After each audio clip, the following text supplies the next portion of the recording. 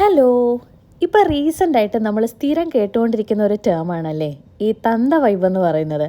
Actually ഇതൊക്കെ ആദ്യം കേട്ടപ്പോൾ ഞാൻ വിചാരിച്ചിരുന്നത് കല്യാണമൊക്കെ കഴിഞ്ഞ് മക്കളൊക്കെ ആയവരെ ആയിരിക്കാം ഒരുപക്ഷെ ഈ തന്ത വൈബ് എന്ന് പറയുന്നതെന്നാണ് ഞാൻ വിചാരിച്ചിരുന്നത് കേട്ടോ. പക്ഷെ പിന്നീട് എൻ്റെ സ്വന്തമായിട്ടുള്ള ഒരു അനാലിസിസിൽ കൂടെയും മറ്റുള്ളവരുടെ ഒരു കാഴ്ചപ്പാടിൽ നിന്നൊക്കെ എനിക്ക് മനസ്സിലായി കല്യാണം കഴിച്ച് മക്കളുള്ളവരെ മാത്രമല്ല തന്ത വൈബെന്ന് പറയുന്നതെന്ന്.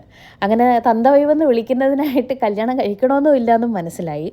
അപ്പം ഞാൻ മനസ്സിലാക്കിയ കാര്യം എന്ന് വെച്ചിരുന്നാൽ അതായത് നമ്മൾ മെച്യൂരിറ്റിയോട് കൂടി കാര്യങ്ങളെ നോക്കി കാണുവാനും, ഫോർ എക്സാമ്പിൾ നമുക്ക് പല ഇനത്തിൽ പണ്ട് പണികളൊക്കെ കിട്ടിയിട്ടുണ്ടായിരിക്കുമല്ലോ. അപ്പോൾ ആ ഒരു സെയിം പ്രോസസ്സ് വീണ്ടും നമ്മുടെ അടുത്തേക്ക് വരുമ്പോൾ അയ്യോ ഇത് പണി കിട്ടാൻ ചാൻസ് ഉള്ളതാണ് എന്നുള്ളൊരു തിരിച്ചറിവുണ്ടല്ലോ. അതേപോലെ ആരോട് എങ്ങനെ സംസാരിക്കണം, എന്ത് പെരുമാറണം, എവിടെ യെസ് പറയണം, എവിടെ നോ പറയണം എന്നൊക്കെ ഉള്ള ഒരു തിരിച്ചറിവ്. ആ ഒരു തിരിച്ചറിവ് നമുക്ക് ഒരു ഉണ്ടാകുന്നതിനെയാണ് ആക്ച്വലി തന്ത വൈബ് എന്ന് പറയുന്നതെന്നാണ് ഞാൻ മനസ്സിലാക്കിയത് കേട്ടോ. അപ്പോൾ എൻ്റെ ആദ്യത്തെ ഒരു ചിന്താഗതി എന്ന് പറയുന്നത് തെറ്റായിരുന്നു.